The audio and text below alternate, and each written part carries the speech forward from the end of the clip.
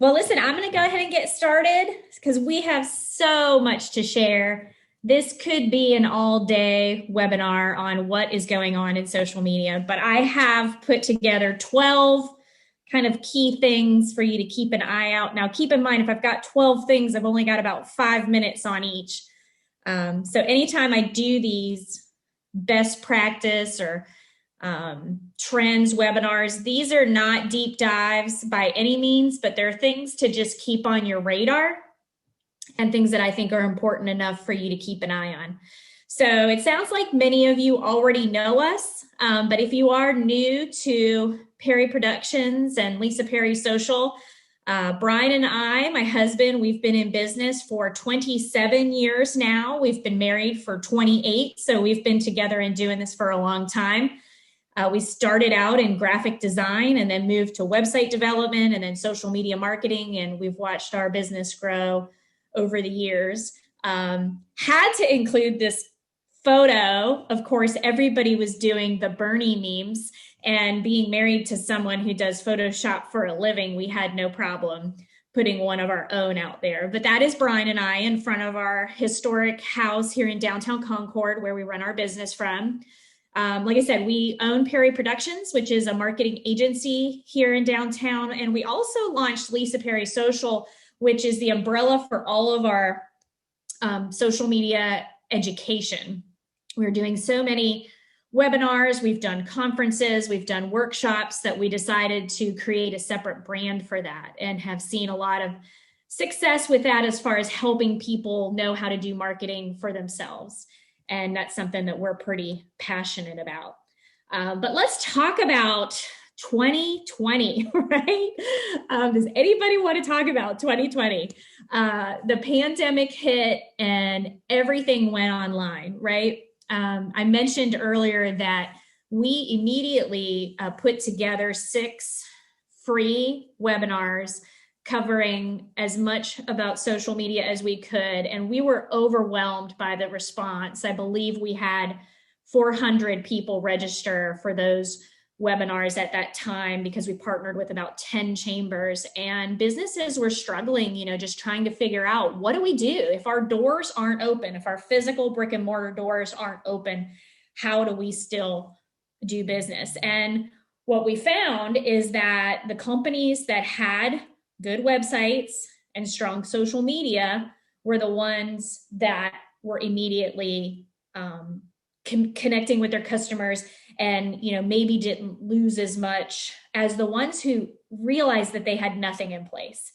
Even just putting your hours or whether or not you're open or not on your website, there were companies struggling to even access their own site. So I think that it was really eye-opening for a lot of people to realize just how important having a strong online presence is. And now, I'm really excited to see a lot of those companies have that in place now. They're thriving in ways that are different than maybe they were before the pandemic hit. So, I like to talk about the blessings of COVID. A lot of people don't, but I say, curbside pickup at Chick-fil-A has changed my life. So I will never sit in a drive-through again. And that's a blessing of COVID. And so, but also just having businesses, create their online presence has certainly been a big thing. One of the other things I always get asked at these trends webinars is what's the hottest, social media platform? Facebook is still the biggest, but as far as growth, the most downloaded app is TikTok. And I don't know how many of you are TikTok users. I know about TikTok because I have teenagers and, they spend the majority of their time on there. It's so interesting to watch their behavior, whether it's Instagram or Snapchat, but TikTok was actually, I think it was 2 years ago in my social media trends webinar that I mentioned, here's a little new platform that's going to get big. And now it has truly exploded. You can see on here the age breakdown, though, it skews extremely young. So as far as advertising there, if that's your demographic, great. But, for the most part, they're using it for entertainment. But, that is the most downloaded app right now. And the thing I always like, well, first of all, a little housekeeping reminder that we are recording this. So if you're a note taker, great.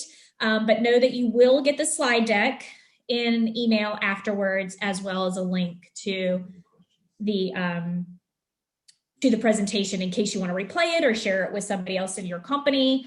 Also, if you have any questions during the webinar, I'm not really going to pause because we've got a lot of people here and I have a lot of content, but Brian, my savvy assistant over there, is in the chat. So if you have a question that comes up, go ahead and put it in there and he'll answer it if he can. If he can't, he'll note it. If I have time, I may answer it at the end of the webinar, or sometimes we answer them in the email that comes out later. So if you have questions, feel free to use that chat and throw them out there. So just a little bit of housekeeping. But back to the content. The biggest thing that I tell people is the question you need to answer for your business is, how are people consuming content on social media? So I get asked all the time, which platform should I be on? Think about how they're consuming content. So across the platforms, what we've seen, less people year after year are spending time in the traditional feed. So, and sometimes that's where businesses are the most comfortable posting their content, right? Like it's easy to do a post on Facebook now or a post on Instagram, like you're comfortable with that. But where people are consuming the content is in the stories. And what we're going to talk about today is what's even exceeding stories is TikToks and Reels. And that may be new terminology to you, but that's the thing you need to start, even if you're not creating them, understanding that that's how people are consuming content on social media. Because the biggest thing I don't ever want to see small businesses do and nonprofits is wasting your time creating really great content, but on the wrong platform or in the wrong format because people just aren't using it as much. Feeds are what you know, but stories and these short videos is where people are spending time. So something to keep in mind there. Like I said, I've kind of pulled together 12 different topics. They cover the gamut of things that affect social media. And hopefully, depending on how savvy you are and where you are with your business, some of these will relate to you, some may not. But I think they're all important. And like I said, I could have 200 of these, but I kind of picked 12 that are really, I think, relevant for most. Number one is privacy. That has probably been the biggest thing. I know you've heard about it. The biggest thing coming out about privacy is Apple is doing an update that's going to allow people to turn off their tracking. And why is this so important is because if you have been using social media, and especially Facebook and Instagram, to run ads or to retarget, say someone hits your website and then you retarget them with a Facebook ad, people can now turn that off. So they can say, I don't want to be tracked. And that is a lot of users and a lot of people. And, Facebook is kind of reeling from that. So, that's why we want to look at some other options that I'm going to talk to you about today. By no means am I saying don't do ads. It's just that you may reach, less people because people are going to be savvy about being more secure and not being tracked as much, because that's been such a highlight over the last, the security breaches and things like that have been such an issue for so many. So this update, is a big deal, and it's something that you really want to pay attention to so that you know that you're spending your time and money wisely. Because like I said, you're going to be able to, you won't be able to reach as many people because they're not going to allow themselves to be tracked.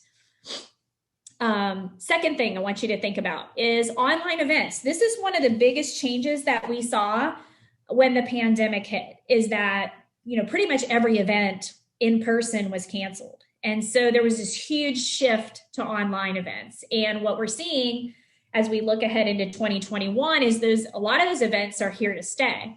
There are pros and cons to that. Certainly we all want to be back and seeing people in person, but online events can have a lot less expenses. And so we worked with the Community Free Clinic here in town.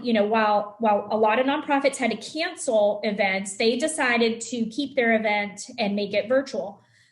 We were able to take their auction online, We did Facebook Lives from multiple locations so people could still feel like they were at the event. I mean, this is called the Festival of Tables. They're beautifully decorated tables that you can bid on and buy. And they still raised over 20,000 from this event, and Nancy Litton, who I think is here today, I loved what she said about, I want people to keep this on their calendar. Even though we can't have it in person this year, I want it to stay part of the calendar, and I still want to be able to do something.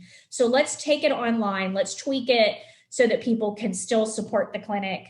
And it was also an opportunity for them to put information about what they were doing, because people were wondering, how are they functioning? Are they still able to serve their clients? How are things going? So that virtual event allowed them to connect with their supporters, share information about how they're doing, and still raise money just by tweaking some of the details of what they did. So, I've seen lots of companies, or especially nonprofits, doing this. Our local arts council did a Cabco's Got Talent that was such a great idea with people recording videos. So lots of creativity that I'm seeing. There is a technology challenge for some folks. So like the Community Free Clinic, they reached out to us to help them with that. But again, their event had a lot less expenses than it normally did. And these are examples of some of the Facebook Lives that we did. Dan Ellis, with Ellis Jewelers, did the raffle live, and then even did a video follow-up of the winner picking up the prize. So we were able to still really engage people using social media and create an online event. So, I think that people are willing to attend and support those things, and you just have to kind of think outside the box about how you can accomplish it using social media. But got to have a good Facebook page, need a good website where, you can run something like an online auction. Lots of other parameters that maybe you didn't have in place, but I do think that this is a way that you can reach more people, even from outside of local. So online events, we think, are certainly here to stay. Number 3, I wanted to talk about the trend this year towards goodwill and purpose-driven missions from brands. So more and more, we are seeing that people want to support brands that they believe in their mission and their brand. It's not just their product and their service. And, we probably saw this more with the Black Lives Matter movement, with the Blue Lives Matter. Some of it got contentious, and social media, this was certainly and with the election, the most volatile I've ever seen social media, but it was also the most that I ever saw companies come out and truly take stands. And sadly, whether we like it or not, people are kind of expecting that. Now, like I said, I think you have to find that balance. I chose this example from Hilton because it's not controversial, but it is saying, hey, we're going to support healthcare heroes, and here's what we're doing. And, that's what potential people want to see from their brand is, what are you doing for the community? How are you giving back? And if you're going to get my business, I want to know what you stand for.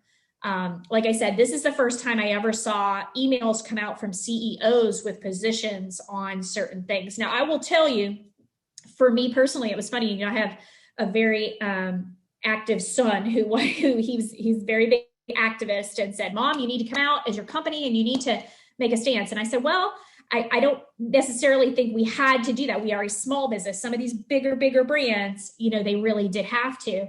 But I think that, you have to find your place in that goodwill and purpose-driven brands. We have always been a company that gives back. We support nonprofits. But you have to figure out what it is that you're going to stand for. And like I said, that's becoming a little bit more of an expectation. And so it's interesting to kind of see where that will go for companies. But I think that you have to really be thoughtful about how you present that to the public and how you present that on social, because like I said, you're immediately going to get backlash, which we'll talk about here a little bit further in the presentation, and how to handle some of that. But just a trend that is becoming a little bit more of an expectation. Great example here from a local company, Cabarrus Brewing. Sadly, we had an officer lose his life here locally. They came out and donated $1, did a campaign around that. And this was a great, purpose-driven mission that they did. So different ways that businesses can come out in the community, show their support. And it really shows the heart and soul behind a company. Number 4, LinkedIn. So I'm only going to talk about a few of the platforms today. And like I said, I'm just going to touch on them, but I'm really excited about what's happening with LinkedIn. It's so interesting. LinkedIn, as you know, started as just a place to have your resume, really, if you're looking for a job. Then it became a true social media feed. But then the pandemic hit, and it actually even became a place for employees to connect who are working remotely. There's a lot of people that were more than happy to be at home in their pajamas and working from home. We joked that I was business on top and pajamas on the bottom for all of my Zoom calls, which I was very comfortable with. But there's a lot of people that hate working remotely. They miss the hanging around the water cooler, so to speak, and having that interaction. There's been so much information about isolation and things like that. So LinkedIn has seen a real resurgence of even employees connecting online. So the platform continues to grow. It gets more users. It was more active. When I did this presentation for Leadership Cabarrus, that's a group of people, and their entire platform is, a lot of them are Zoom meetings. And I asked them, have you connected with each other on LinkedIn? Because while you know each other, you're not getting the experience like I had at Leadership Cabarrus, which was riding on the bus together and things like that. But you can connect and have some of those conversations on LinkedIn. So that's something that they could do. After meetings, I always like to link in with people, especially if maybe I'm around a big table or a Zoom call with folks that I'm just meeting.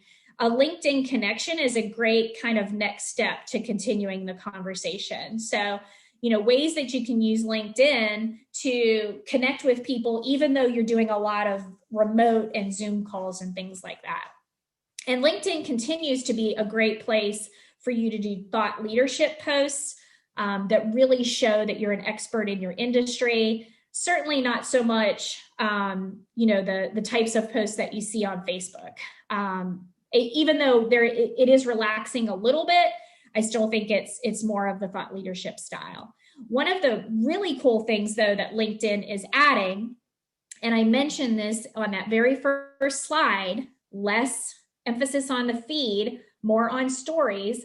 Even LinkedIn has added stories. So we now have stories on Snapchat, Instagram, Facebook, and LinkedIn. And why is that? Why do these platforms copy each other? Well, it's because the statistics show that's where people are spending their time. And so, this is interesting. And you might think, well, what am I going to put on my LinkedIn story? And I have a screen capture here that shows just some of the stickers that you can have, similar to what you see on Instagram. But I love this one that's a new job opening. So, if the statistics show that more people are spending time in stories and you have a job opening, why wouldn't you put it in your story?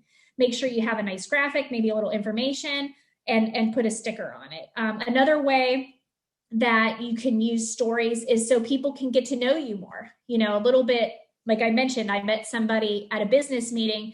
Maybe I want them to know more about me and what I do. And like I said, things you may have talked about if you were with them in person. So there's also the same mention where you can tag other people in your story. And they even have today's questions where you can, kind of get feedback from people. So all of similar tools that the other stories have, but it's now available on LinkedIn and people are starting to use that. Another thing that's coming to LinkedIn that I'm excited about with stories is they're going to have a swipe up. And if you're familiar with stories on other platforms, Instagram used to only have that swipe up feature for profiles that had 10,000 followers, or if you did a paid ad. LinkedIn is going to have it for every business page. And, the reason you love a swipe up is because that can take somebody to your website. And so anytime you can take somebody off social media and drive them to your website where you can give them more information about your products and services, that's a win. So swipe up on the stories is something you really want to be watching for, and use that as a way to drive people to content, especially like a job opening. You could take them right to that position on your website. So if you don't see this on your profile, and I'm going to talk about a couple other updates, go update your apps. So like right now, I didn't see it for a while. Go update your app, and then you should be able to see the stories feature for you going forward. So number 5, this one is really important. And as I mentioned, I put this in here because things just got so volatile this year.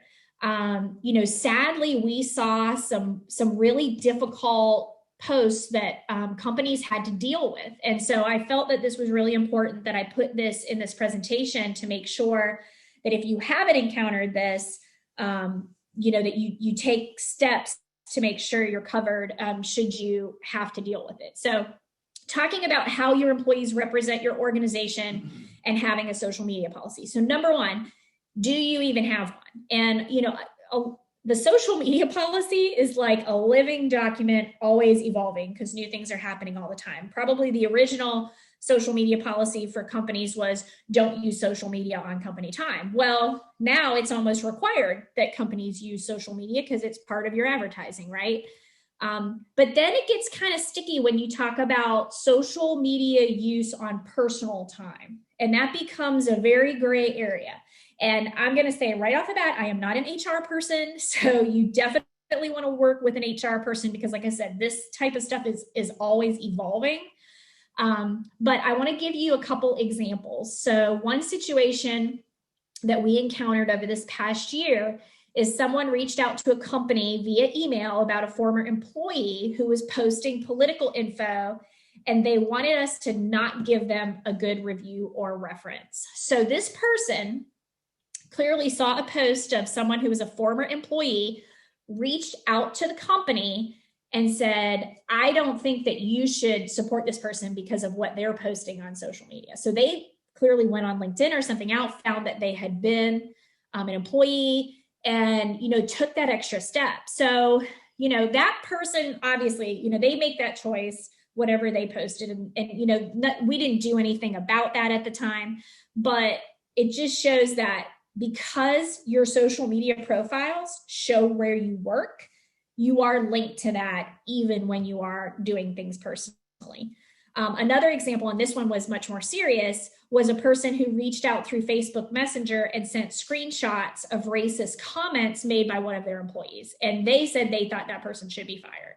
And so, seeing screen captures of a person that works for your company making racist comments, you have to figure out how you handle that. Now, you might say what they do on their personal time doesn't matter, but I think you've seen in recent events that happened this past year, there's a lot of people who've lost their jobs because of things that they've done on social media. So what I'm encouraging you to do is to think about how would you handle these situations, get a solid policy in place, and regularly communicate with your employees.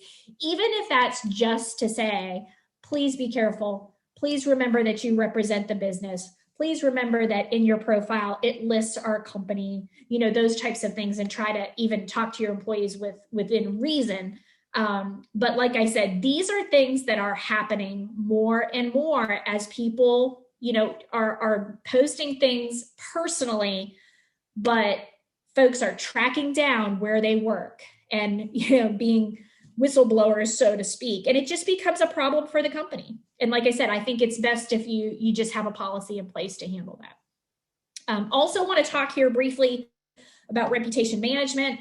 Again, because so much was happening during the pandemic, so many negative comments about businesses wearing masks, not wearing masks, all kinds of things like that. Wanted to spend a minute just sharing what my advice has always been and continues to be when it comes to reputation management. And that's, the bigger term for just managing negative comments.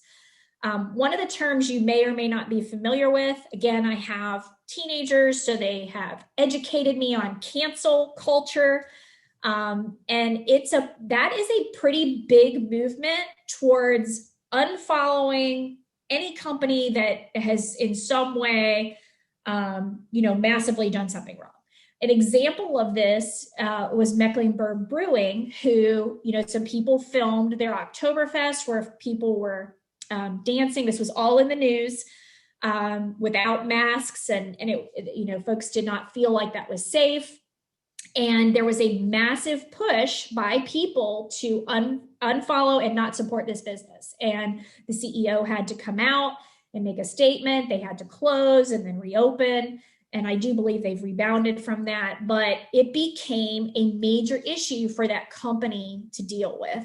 And people are using social media to do those types of things. So you've really got to have things in place for how you're going to handle those type of real attacks, so to speak. Obviously, you just want to make sure that your employees are always acting the way they should, because anybody can take a video and put it on social media. But bigger things can happen as well. If you just have, smaller case negative comments on your post, I've had people say, should I delete them? Should I hide them? I mean, I've definitely got the folks that don't ever want to have a single negative comment about them. I shouldn't say never, almost never recommend deleting a post, because the first thing that happens is that person's going to come back and say, I see you deleted my post. You're a horrible business. And then the other people are going to see that you're deleting posts, and it's going to make you look bad. The better thing to do is what I call one and done. Respond with one comment only, and then try to take it offline. An example is, I'm really sorry that you had a bad experience. Would love to get the details from you. Please feel free to call me or email me at, and put your information in there. Do you know how often our clients that we work with actually get a call or an email? Practically no, because people are much braver online behind their keyboard. But what happens is people who are looking at that post see that the business responded. They didn't say they did anything wrong. You never want to hash out the details right there on the post and go back and forth with a person. Take it offline as much as possible, but keep it positive. That's the best way you can do that. I mean, even just to defend your employees, to make sure that, your employees don't feel like, you're trashing us on social media. Take it offline, apologize if they didn't have a good experience. And that's my best advice for how to handle reputation management. And again, sometimes I definitely think it got very elevated with things right now. There are some comments that you just simply need to ignore, because some have really gone to the extreme, and those, I like to say, is crazy is going to be recognized. So just, you've got to know when to let some of those go. But most of the time they can be handled with a one and done. Influencers. So this is a big one, and I've mentioned it probably for the last 2 years. And it just keeps getting bigger and bigger. And I have given some great examples, including some local examples of folks who are using influencers. I've also just wanted to tie in a little bit of how some of these businesses are using entertainment as well. So 3 Gems is a local boutique here in town, and I absolutely love these ladies. And, I remember when the pandemic hit and they had to close their doors, and they were doing some stuff online, but certainly not to the extent that they are now. And they majorly pivoted and, went all in with influencer marketing and TikToks and things like that. And I know from what I've seen with them posting, that was very successful for them. But influencer marketing is when you have somebody represent your company or your product. You initially think of celebrities, which that is how it started, the Kim Kardashians. And, I joke about every football quarterback represents one of the insurance agencies, State Farm and And I love the football guys, but my gosh, would my insurance be less if they didn't pay these guys all this money to be influencers? But there's now this huge surge in nano influencers, people who have 1,000 followers, not millions of followers, and using people locally. And so I really want to talk to you a little bit about how people are doing that and why it's successful. But so, the statistics show that more than 2/3 of brands are going to be using some form of influencer marketing. So that's a lot. Like I said, 3Gems has grown to 36,000 followers on Instagram. Now they're located here, in Concord or now downtown Kannapolis, and not all of their followers are local. Some of them just love their personality. They tune in to be entertained, but now they're able to ship things. That's one of the pivots I watched them make is they, would model a dress or a sweater and they would instantly sell out. Their videos were apologizing that they don't have enough inventory because they were going so fast. So it was a great way that they did that. They've used the owners, which are 3 sisters, model and describe the clothes in their videos, but they also have other people who wear their clothes and share it on their social media feeds. So, influencers can be on the company's platform, but even better influencers are when they share it on their own platform. And this is an example of one of theirs. Her name is Kylie. So she, takes a photo in their clothes and then tags the company. And, that's how we're now reaching all of her followers. And you can see that she has 22 or 6,000 followers. So it's a great way for a company. Imagine if you have 10 nano influencers and they all have 6,000 followers. Now you're truly extending your reach. The different ways that companies pay influencers, they can either do it by sale. You've got to have a way to track that. Or, by number of posts. Some people just give product. There might be people who, in the clothing industry, makeup industry, these are ones that have been doing that, but that's not to say that you can't do the same thing with service-based industry and share knowledge. But these are just some examples of how people are using influencers. We have a great person who follows us from Penn State, PSU, Lions Pride. My good friend is involved in this wonderful company, but they use students from Penn State and they pay them as student ambassadors. They have a great influencer program that they put together. She actually shared with me the growth that they've actually had since they started this program. And it's really been substantial. Like I said, they share photos on their own feed. They've put in, parameters of they have a little contract that they have with their ambassadors.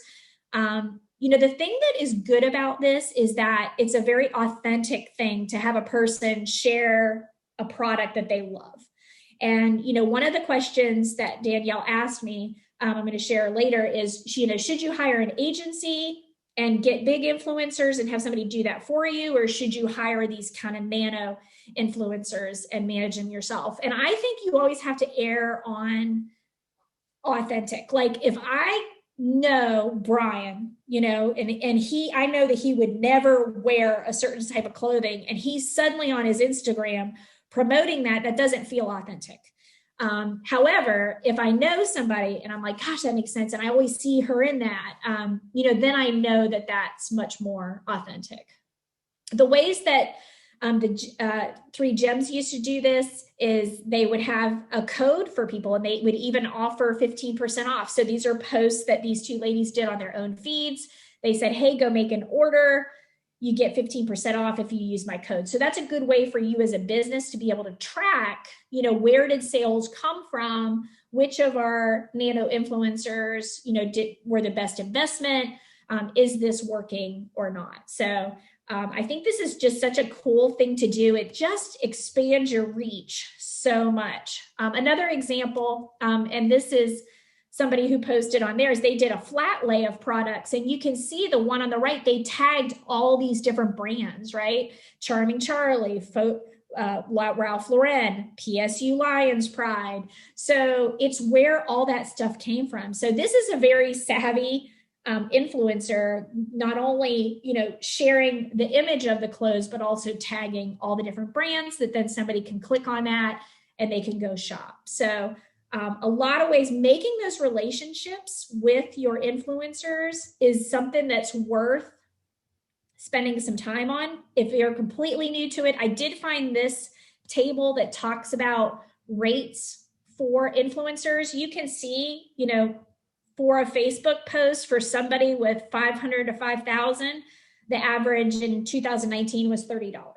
I know Lions Pride said they do it based on, how many sales. Others, it's percentage of, how many sales that they did. And sometimes it's just, hey, we'll give you free clothing. I mean, it literally can be anywhere. Certainly that celebrity number is skewed, but I at least wanted to give you an idea of what people are paying for these influencer posts.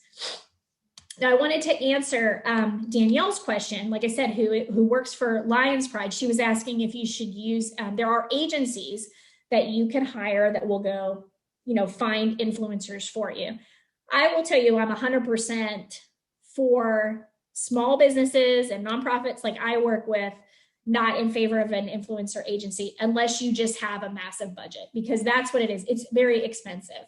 But there are other things I don't necessarily like with it. And that is, one, it can cost thousands of dollars a month. And most of the businesses we work with don't have that to hire an influencer. But the relationship is then also with the agency and not with you. And as I mentioned before, does that influencer really love your brand? So how can you do this instead on your own? If you watch your own feed and you see people who are always sharing your brand, reach out to them and formalize that relationship and say, hey, would you be willing to do 3 posts a month for us? And make sure you always tag us. And could you, use this particular product, because this is one we're really trying to push out right now. Create your own price structure. Like I said, some may do it simply for free product. And remember that, while you do have people who share on your behalf all the time and it's completely organic, being paid makes people more motivated. But you want to make sure that you track your sales and go that route. One thing I wanted to tell Danielle, if she's watching, is, she's been awesome about, using students and everything. You might want to think about using alumni, because, while I didn't go to Penn State, I went to Ohio U.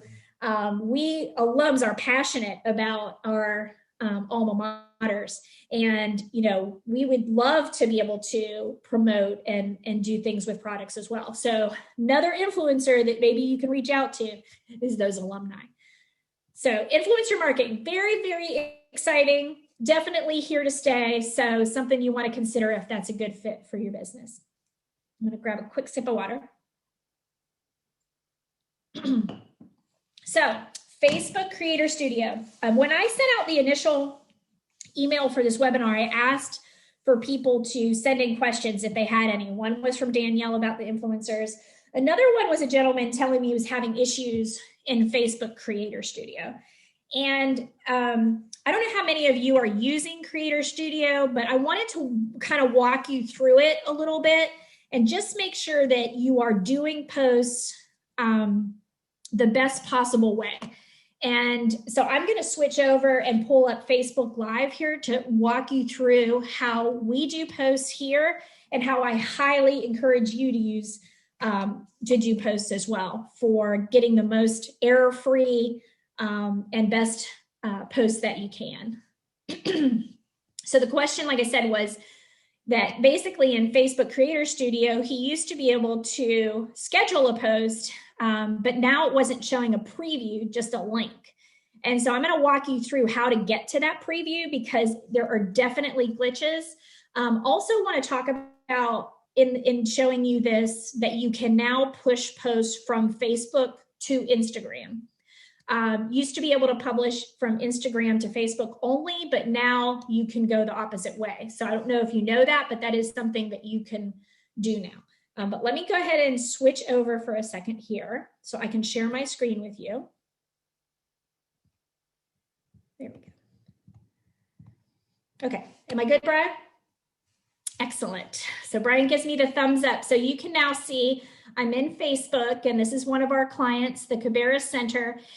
And the thing I want to advise you to not do is to create any post directly on the feed. So where it says here, create post, I am hoping that you never just type in a post right here. Why? Because huge opportunity to make typos, and you can't, do this and then say midway through, oh gosh, I want to add one more photo, or I want to do this, let me save it as a draft. You cannot save it as a draft. You can't schedule it for later. So you end up wasting your work if you're in here. So you can see there's a link here that says publishing tools. So always want you to either go to publishing tools, or if you have the option to go directly to Creator Studio, if that's your preference, you can do that. You can also get to publishing tools over here on the left-hand side. So I'm going to click on that and head over there. I will tell you, I prefer publishing tools right now, but there are some cool features in Creator Studio that I'm going to show you. Now, once you click over to publishing tools, do you see where it says drafts over here on the left-hand side? That's what I'm going to click on. So anytime I do a new post, I'm going to hit create, and I'm going to do that exact same post that I would have done on the feed. But do you see how it says save as draft? That's what I want. Because a lot of times with our clients, we need to send that draft link off for approval. But I like to save it and see how the photos display and make sure the link works. And so you should never just be doing a post and automatically publishing. You want that post to look as good as it can. So you want to make sure that you're doing a draft, that you're taking a look at it, and then you're either scheduling or publishing it. But starting here in drafts is definitely the recommended best practice. Now, once you have that draft set up, if you want to push it to Instagram at the same time, the exact same post, you can hit over into Creator Studio, and it will show you all of your content. So what's really cool about Creator Studio is they keep adding more and more in here. And those of you that have been on my webinars before and know how much I love Planoly for scheduling your Instagram posts, Facebook is starting to compete with that because, of course, they want to keep you on that platform. So you'll see up here at the top, you can actually switch in between Facebook and Instagram. And if you're here, you can switch between the Instagram profiles that you manage, and then you can even see a calendar. So this is starting to look very similar to Planoly. And I think they're going to continue to enhance that. Now, I will tell you, there are definitely some bugs in here. Things don't always work exactly as they should anytime you're pushing between the two platforms. There are many times that it takes me less time to manually do the two posts separately than to push them to each other. So you really want to make sure that if you are doing that, you go and check them after they've published, because sometimes they need edited or they need revised because they don't, they don't come in perfect. So you really want to be careful about that. But when you are over here, and I have to get my screen here out of the way, you can actually filter by drafts. And so one of the things that I think, that question that I had about when I was going to look at this post, you can see that it has an image there. And, if I click on it and I think, well, I want to go preview this, it's supposed to have an image, but do you see that the image isn't there? And so you want to make sure that when you're trying to look at the post there, there are three little dots here off to the side, and you can preview the post right there, or you can cross post to Instagram. So you see the options that you have here in Creator Studio that you didn't have over in Publishing Tools. So more options. I like to, like I said, start the draft over in Publishing Tools and then come over here. There are people who are working exclusively in Creator Studio. Like I said, they are enhancing this more and more. You can switch between accounts if you have multiple ones. So there's lots of things that you can do. But this cross post to Instagram is really nice. It'll open up, it'll let you tag, different accounts. Like if you wanted to tag Lisa Perry Social, I can do that right there. And then I can go ahead and publish that, and it pushes it right to Instagram. Another interesting feature that you may not have seen is you can now turn off commenting. So that's a new thing that you may want to do some posts where you actually turn off commenting. Want to be careful about that. Like I said, sometimes, with things being so negative, you might not want to do that, but that is going to be an option going forward. And then under here, like I said, you can schedule it, save it as a draft, or publish, schedule, or save as a draft. So just lots of options in here. So I just wanted to spend a minute kind of showing you around, especially for those of you that have been maybe a little intimidated by that, not sure exactly if you wanted to commit to going over to Creator Studio. Like I said, there's a lot of good things in there that you may want. So I'm going to hop back to the presentation. Brian, am I successfully there? Excellent. Look at how smoothly I did that. Instagram. So I have a poll. So Brian was going to remind me, but I actually remembered. So I want to know, I'm going to see if I can launch this poll. Okay. Reels. So I'm asking everybody, how familiar are you with Reels? Oh, great. Everybody's already taking the poll. So no clue what in the world is Reels. I view Reels for entertainment, or I've started creating Reels for my business. So certainly we've got some no clue folks. It looks like about half of the people have voted. Brian loves these polls. They're fun, right? But it's nice to see only 5 people have voted that they are actually creating Reels for their business. But it looks like I do need to explain what it even is. So Reels, as I mentioned at the very beginning, is basically Instagram's answer to TikTok. So it's this whole trend towards short form video. Oh, sorry, Brian's ready to close the poll. Okay, hold on. End polling. Here's the results. Can you see the results? So there's our results for what people's familiarity was with Reels. So let me tell you about it then. So this is basically, like I said, Instagram's answer to TikTok. And what is so interesting to me is that when you see the statistics, as I mentioned earlier, we were seeing a drop in feed views when stories came out, but now there's been a 10% increase in Reels views even over stories. So think about the views on Reels over the feed, if it's 10% increase over stories. So, and again, you may not even see Reels yet. Make sure you update your app so that you can see it. I'm going to show you on the next screen where you can find it. If you have noticed that your Instagram profile looks a little different, but these videos are 15 to 30 seconds long. You actually swipe up just to go to the next one. You can like, comment, follow. But what's different than doing like even a video on stories is that you can add music and text. So, this is for our creators. Certainly our younger generation has grown up with this and they're very comfortable with this, but a lot of businesses are jumping in and they're using these things because it's where the people are. It's where they're spending their time. And I love this example. So this is a gentleman. He's clearly working on the job, representing his company, and he just breaks out into song and dance to Rick Astley's Never Gonna Give You Up. And it's so much fun. Now, like I said, if I want to click on his profile and go check him out and see what it is he does, he got my attention by entertaining me.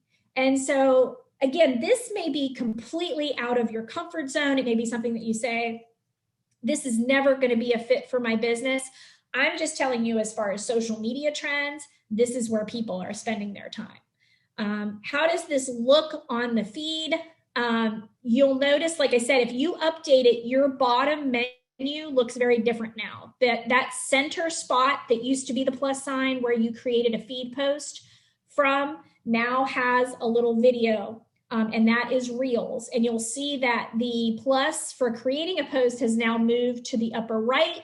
Even if you're switching between accounts, that's moved over to the left a little bit. So quite a bit of changes. You'll also notice there's like a little shopping bag next to that as well. So that's for shop accounts, which I'm not going to talk about a lot. But when we look at the trend towards online shopping, that we talked about from the pandemic, that's here to stay. And more businesses are creating online stores within their social media accounts. So that's a huge trend that you may want to look into, especially if you have products that you want to sell. But this is the look that you may have on your Instagram profile now. I show here 3 different profiles. If you, it automatically is archiving them. I talked for years about making sure you really wow your profile, that you have highlights. I have mine here on the left. I use emojis. I did all the things that I tell my clients to do. But now you can see that 3 Gems actually has 5 of these icons underneath, because they now have an archive of their reels as well as their IGTV and their shopping. So, they've got 5 icons where I've only got 3 because I don't have a shop and I haven't done any reels.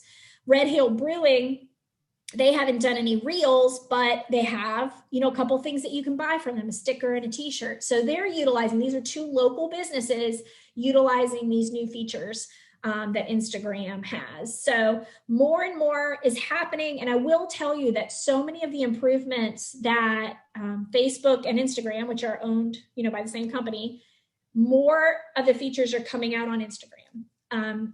I get asked a lot about how did the election and a lot of the negativity affect Facebook? Did everybody leave? Everybody didn't leave.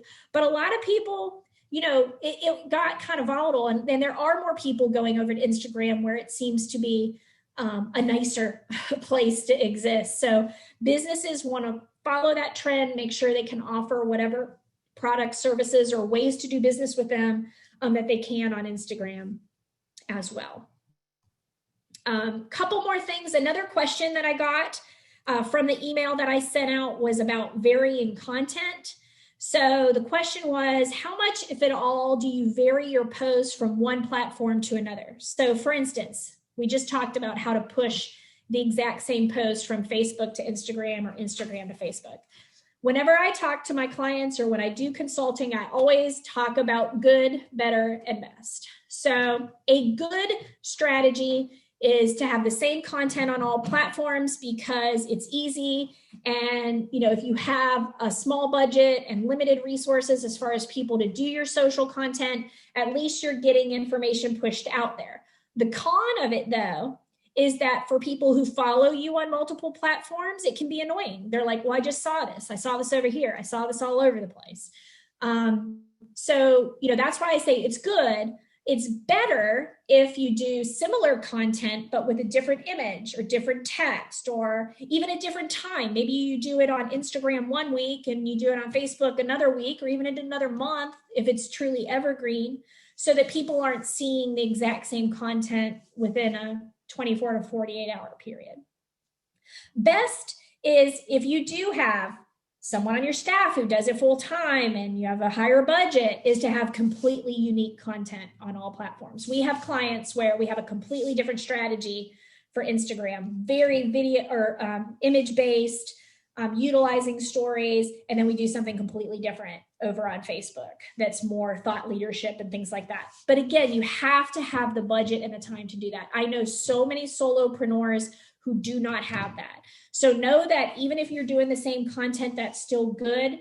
I might push you to be better and just, vary it slightly so that you don't have the exact same thing. So I hope that answers that question. That's the advice I usually give. 2 more things. We've got about 7 minutes left, so I've paced myself well.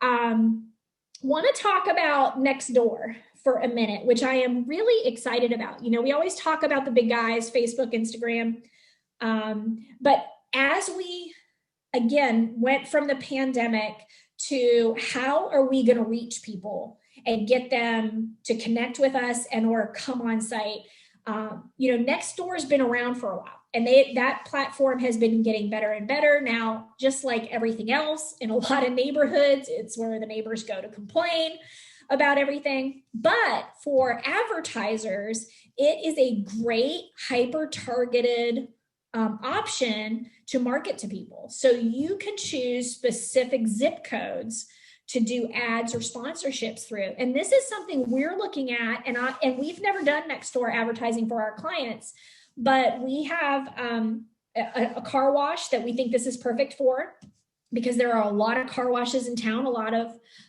competition, but targeting a neighborhood and offering a specific deal for that neighborhood can be something that would work really well for a business like a car dealership.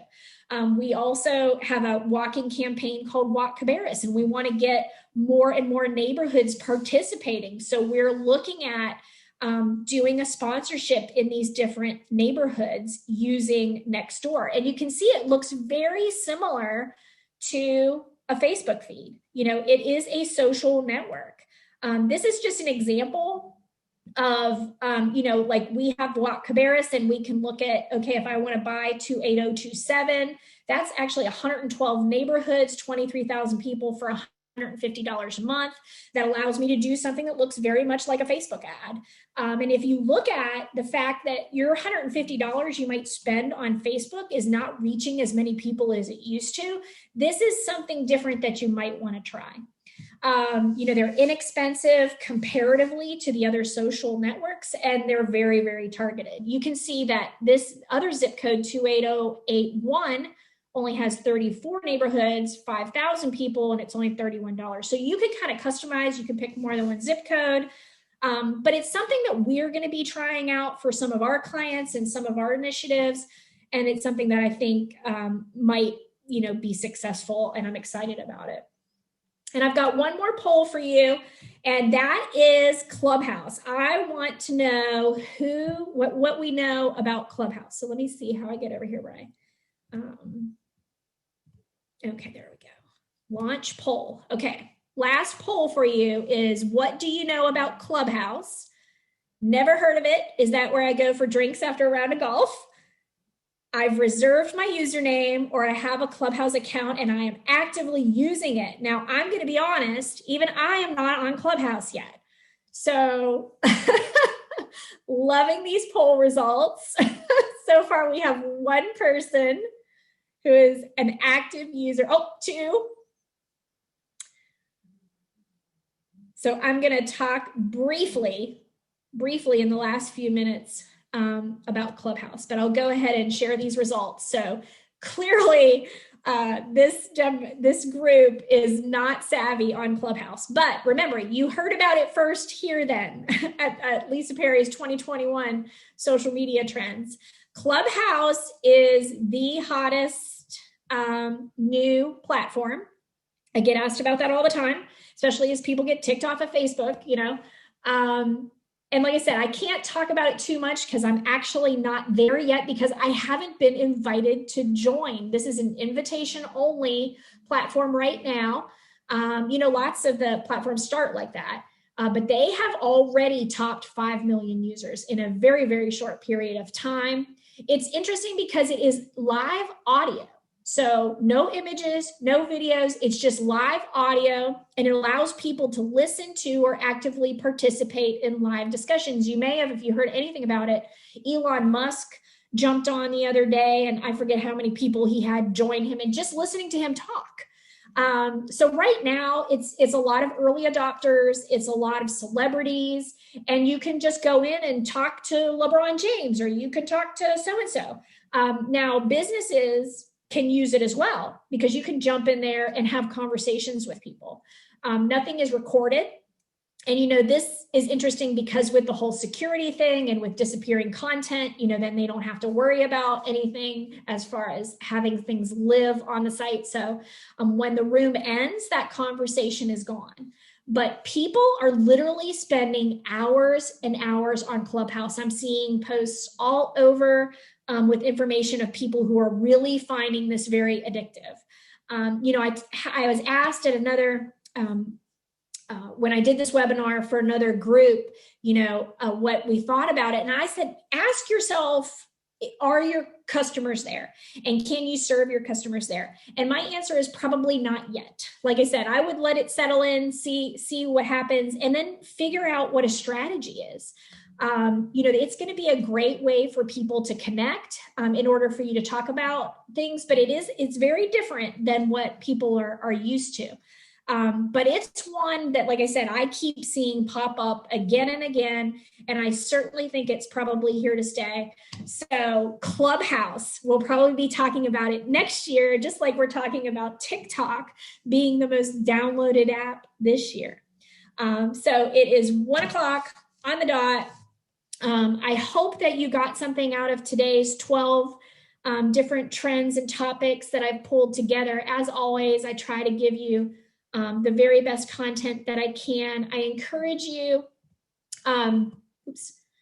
to follow us on our website, join our email list. I'm planning on putting more information out this year through e-newsletters, updates on things like Clubhouse and Reels and tips for how you can start to get plugged in. Because honestly, once a year is just not enough for you to get the kind of information that you need. We're going to continue to try to do workshops where you can dive a little deeper and learn how to do some of these things. Feel free to reach out to me and let me know which you're most interested in. And as always, thank you to the chambers that have partnered with me to put this out here, to Brian, who's always my tech backup and make sure that we do these things well, and our team here at Perry Productions. So I hope you have a great day. Keep in touch with us and make sure you stay on our email list.